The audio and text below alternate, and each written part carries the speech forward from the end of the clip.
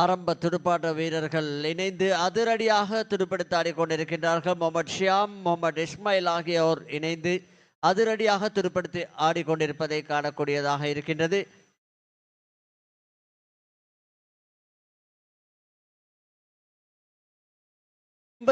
ஒரு ஓட்டங்களை பெற்றுள்ளார்கள். தமது அணிக்காக வேண்டி 51 ஓட்டங்களை பெற்றுள்ளார்கள்.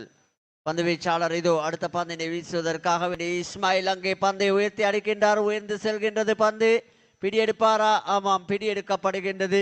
அணியின் ஓட்ட எண்ணிக்கை 51 இருக்கும் பொழுது முதலாவது விக்கெட் சாய்க்கப்படுகின்றது.